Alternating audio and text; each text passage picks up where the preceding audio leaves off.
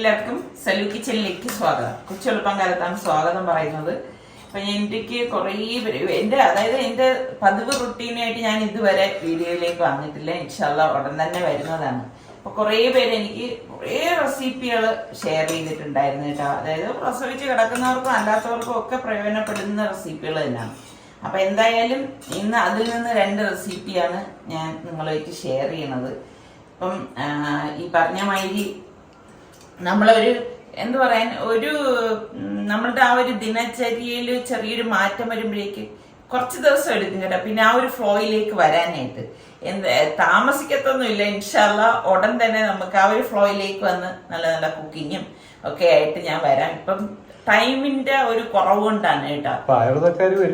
അതാണ് ഇപ്പൊ അവര് വരും. അപ്പൊ അതിനു മുൻപാണ് ഞാൻ പെട്ടെന്ന് ഈ ചായയൊക്കെ കുറെ ദിവസമായി കേട്ടോ. സത്യം പറഞ്ഞാൽ നല്ല ഒരു അടിച്ച ചായ കുടിച്ചിട്ട്. അപ്പം ഇന്നിപ്പോ എന്തായാലും നിസാർക്കാക്ക് പള്ളിയിൽ പോണതിന് മുൻപ് ഇതൊന്നും ചായ കൊടുക്കണം. പിന്നെ ഞാൻ പറഞ്ഞില്ല ആയുർവേദ വരും കുളിപ്പിക്കാനായിട്ട് രാവിലെയാണ് പറഞ്ഞിരിക്കുന്നത്.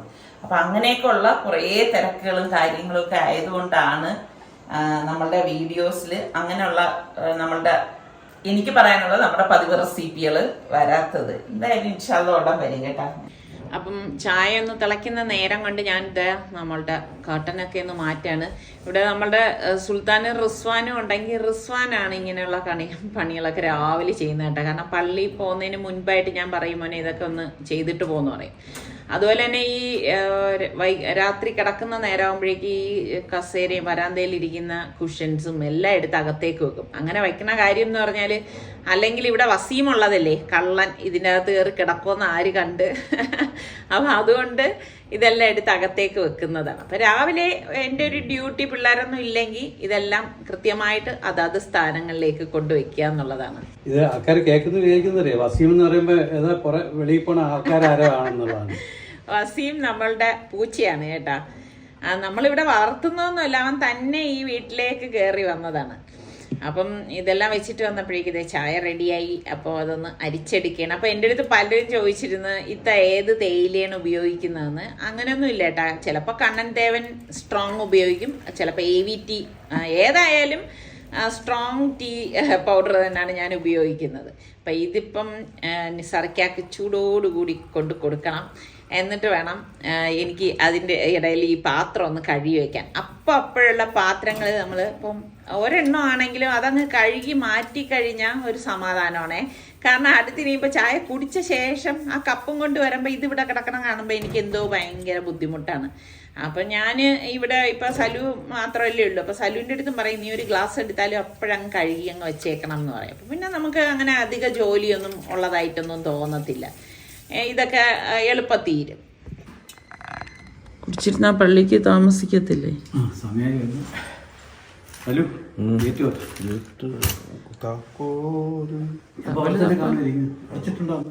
നമ്മുടെ സുലുവും റിച്ചു ഇല്ലാത്തതുപോലെ ഇല്ലാത്തോണ്ട് വീടങ്ങ് സത്യം പറഞ്ഞ ഉറങ്ങിയല്ല കേട്ടാ. സുലു അല്ല അതിൽ പ്രധാനി, നമ്മുടെ റിച്ചു ആണ് കേട്ടാ. കാരണം സുലു അങ്ങനെ ഭയങ്കര ഇങ്ങനെ ഒരു ആളനക്കമുള്ള ഒരു കൂട്ടത്തിലുള്ള ആളല്ല, ഒരു സൈലന്റ് ആണ്. പക്ഷെ റിച്ചു അങ്ങനെയല്ല. സമയമായി വരുന്നില്ലേ പള്ളിയിൽ പോകാനായിട്ട്. അതുപോലെ വേറൊരു കാര്യം, ഞങ്ങൾ തമ്മിൽ ഇങ്ങനെ ഇരുന്ന് സംസാരിച്ചിട്ടും കുറച്ച് ദിവസമായി അല്ലേ. മറ്റത് അങ്ങനെയല്ല, നമ്മൾ ചായ കുടിക്കുന്ന സമയത്താണ് ഇങ്ങനെ വന്നിരുന്ന് കുറച്ച് നേരം ഒരു ചിറ്റാറ്റ് അല്ലേ.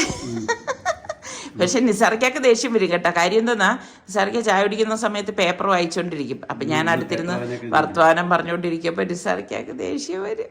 നീ ഒന്ന് നിർത്തണുണ്ടോ, എല്ലാം കൂടി ഓർത്ത് വെച്ചിട്ട് പിന്നെ സംസാരിച്ചാൽ മതി എന്ന് പറയേ. നമുക്കൊരു ഫ്ലോയിൽ വരുമ്പോഴല്ലേ നമ്മൾ സംസാരിക്കത്തുള്ളൂ. അങ്ങനെയല്ലേ? അതല്ലേ ശരി.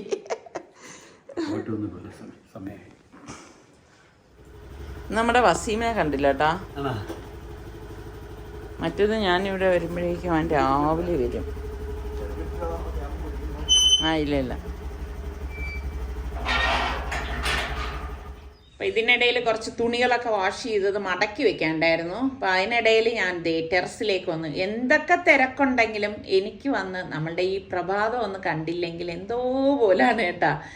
അപ്പോൾ ഞാൻ താഴെ വന്നപ്പോഴേക്ക് ഇവർ വന്നിട്ടുണ്ട്. അപ്പം മോളവിടെ റെഡിയായി നിൽക്കുകയാണ് കുളിക്കാനുള്ള തയ്യാറെടുപ്പോടുകൂടി. അപ്പം കുളിക്കാൻ ഉപയോഗിക്കുന്ന സോപ്പ്, എണ്ണ, ബാം, ലിപ് ബാം, ഇങ്ങനെയൊക്കെയുള്ള എല്ലാ ഐറ്റംസും അവർ തന്നെ കൊണ്ടുവരുന്നുണ്ട്. കൺമഷി എല്ലാം ഉണ്ട്. അപ്പോൾ സെറ്റായിട്ടാണ് ഞാൻ കൊണ്ടുവന്നിട്ട് അവരിപ്പം ആ ടേബിള് താഴെ ഇവർ ഈ മസാജൊക്കെ ചെയ്യുമ്പോൾ ഓയിലൊന്നും താഴെ വീഴാതിരിക്കാനും അതുപോലെ തന്നെ തേക്കുന്ന പൊടിയും അതൊന്നും താഴെ വീഴാതിരിക്കാൻ വേണ്ടിയിട്ട് എൻ്റെ അടുത്ത് പറഞ്ഞപ്പോഴേക്കും ഞാനൊരു ഷീറ്റ് കൊടുത്തു. അപ്പോൾ ആ ഷീറ്റ് താഴെ വിരിച്ചിട്ട് അവർ തന്നെ കൊണ്ടുവന്ന ബെഡാണ് കേട്ടോ. അപ്പോൾ ആ ബെഡ് ഇതുപോലെ നിവർത്തി വെച്ച ശേഷം ഇതിൽ വെച്ചിട്ടാണ് അവരിനിയിപ്പം ബാക്കി ഉള്ള കാര്യങ്ങളൊക്കെ ചെയ്യുന്നത്. ഇതിപ്പോൾ അവരുപയോഗിക്കുന്ന പൊടികളും മറ്റു കാര്യങ്ങളും ഒക്കെയാണ്.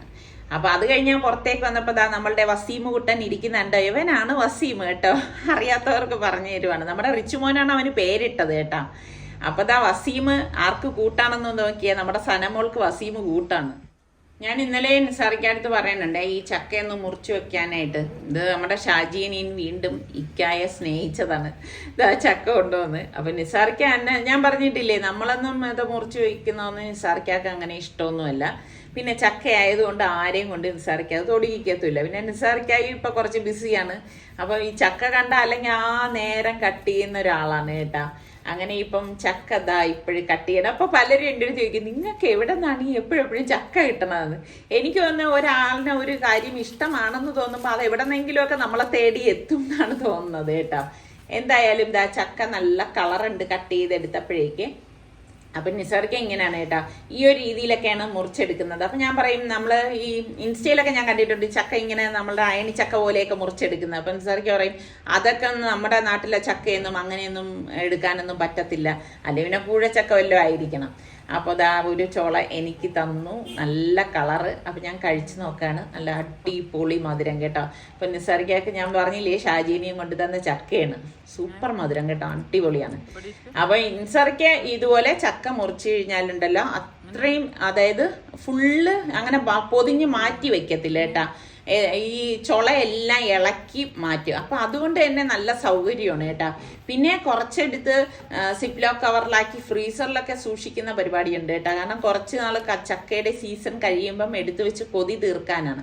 പക്ഷെ നമ്മൾ ഈ ഫ്രഷോടെ കഴിക്കുന്ന ആ ഒരു ടേസ്റ്റ് ഒന്നും നമ്മൾ ഫ്രീസറിൽ സൂക്ഷിച്ചാൽ കിട്ടത്തൊന്നുമില്ല കേട്ടോ. പിന്നെ അത്ര കൊതിയുള്ള നിസാറിക്കായ പോലെ ഉള്ള ആൾക്കാരാണ് അങ്ങനെ ചെയ്യണത്. അങ്ങനെ ഇപ്പോൾ ചക്ക ഇതിനിടയിൽ പറയണുണ്ട് ചവണി പോലും കളയാൻ തോന്നുന്നില്ല എന്നൊക്കെയാണ് പറയണത്. അങ്ങനെ ഇപ്പോൾ ചക്കയെല്ലാം ഇളക്കി എടുക്കുകയാണ്. ഫാബിമോള് മുൻപാണെങ്കിൽ എന്താ കൂടെ ഇരുന്നിട്ട് ആ ചവണി വരെയും ഇളക്കി രണ്ടുപേരും കൂടി ഇരുന്നിട്ടാണ് ഇത് ബക്കറ്റിലാക്കി വെക്കുന്നത്. അപ്പം ഞാൻ പറഞ്ഞു എന്തായാലും എനിക്കിനിയിപ്പോൾ എൻ്റെ കയ്യിലൊന്നും ആക്കാൻ വയ്യാന്ന് എഴുതിയിട്ട് ഞാനിവിടെ ഇരുന്ന് നോക്കിക്കൊണ്ടിരിക്കുന്നതേ ഉള്ളൂ.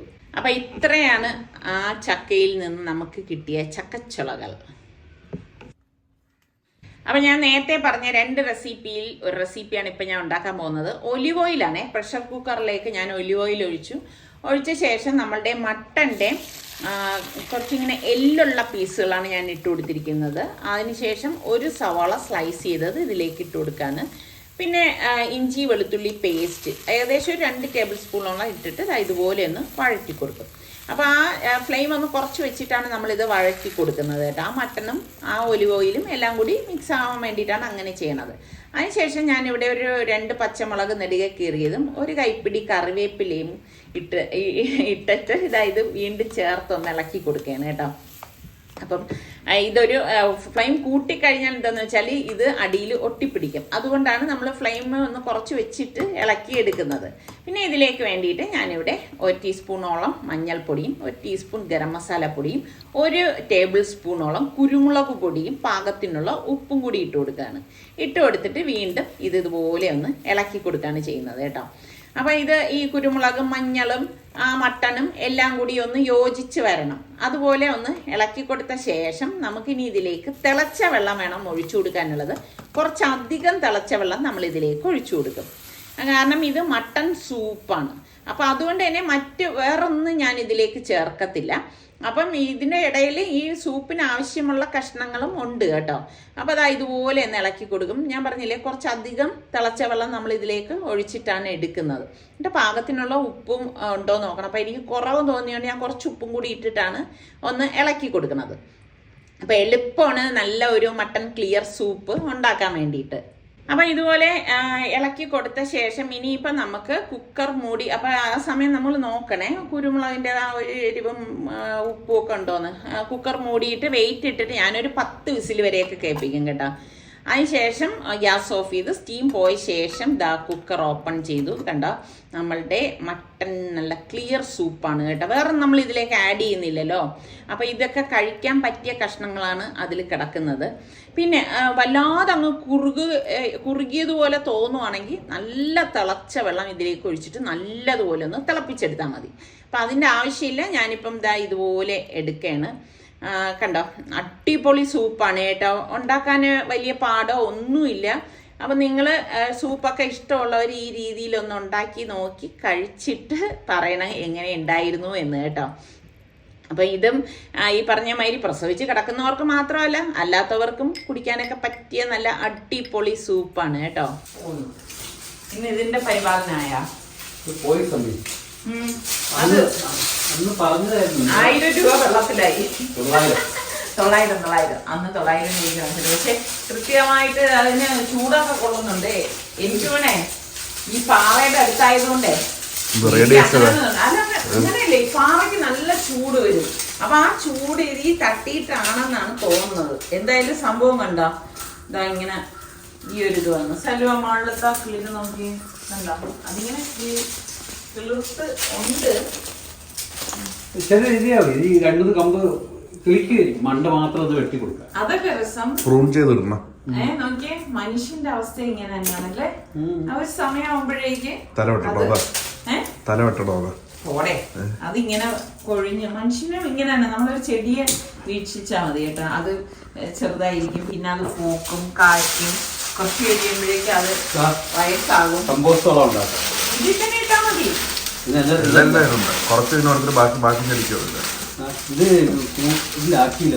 ഇതിനെ വെളിയിൽ കൊണ്ടുവെക്കും. അവിടെ വെച്ച് നോക്കാം നമുക്ക്.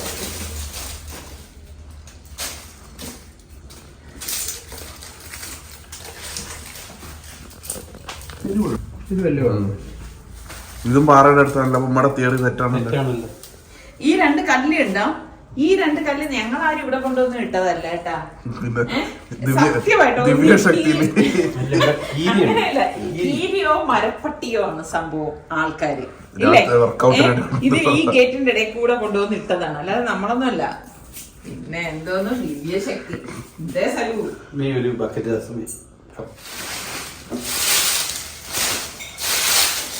സൈക്കിള് വീണ്ടും എല്ലാം പൊടിയത് വല്ലപ്പോഴൊക്കെ എടുത്ത് ശരിയാക്കണ്ടേ.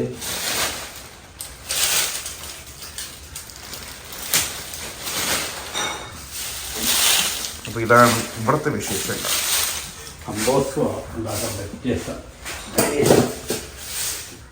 അപ്പൊ നമുക്ക് ഹെൽത്തി കഞ്ഞി ഉണ്ടാക്കാൻ വേണ്ടി 1/2 കപ്പ് പൊടിയരി, അതായത് ചെമ്പ പൊടിയരിയാണ് ഞാനിവിടെ എടുത്തിരിക്കുന്നത് കേട്ടോ. തവിട്ടുള്ള പൊടിയരി. അത് നന്നായിട്ടൊന്ന് കഴുകിയിട്ട് പ്രഷർ കുക്കറിലേക്ക് ഇട്ട് കൊടുക്കാം. പിന്നെ 1/4 കപ്പ് ഉലുവ ഉണ്ടല്ലോ, തലേ ദിവസം തന്നെ വെള്ളത്തിലിട്ട് കുതിർത്തതാണ്, അതിട്ട് കൊടുക്കുകയാണ്. അതുപോലെ തന്നെ മുളപ്പിച്ച ചെറുപയർ പരിപ്പ് 1/4 കപ്പോളം ഇതിലേക്ക് ഇട്ട് കൊടുക്കുന്നുണ്ട്.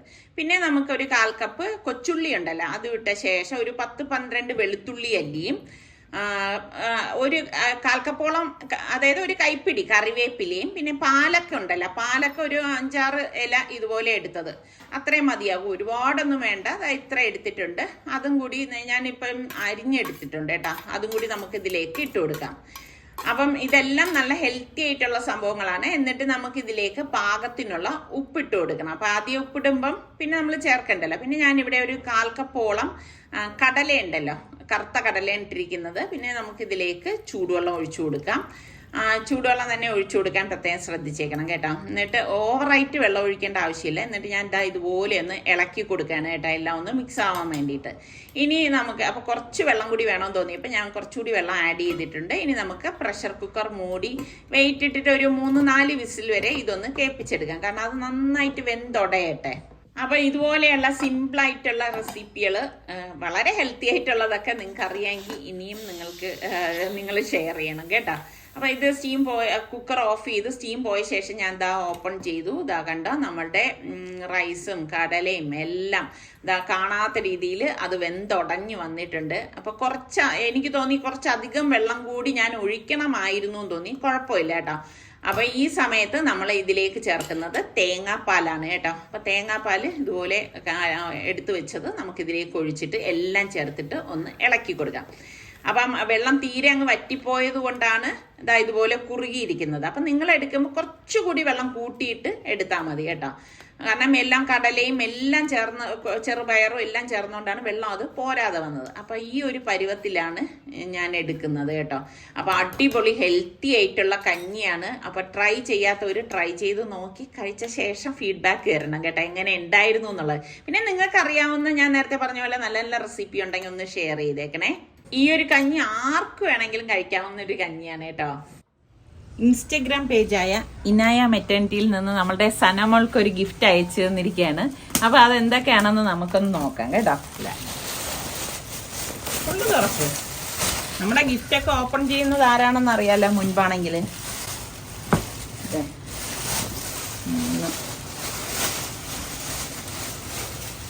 ഐറ്റംസ് ആണ്. ബാസ്ക്കറ്റ്, ബേബിക്കുള്ള ബെഡ്, ബേബി ബെഡ്, ഒരു കുഞ്ഞു പില്ലോ. ക്യൂട്ടല്ലേ?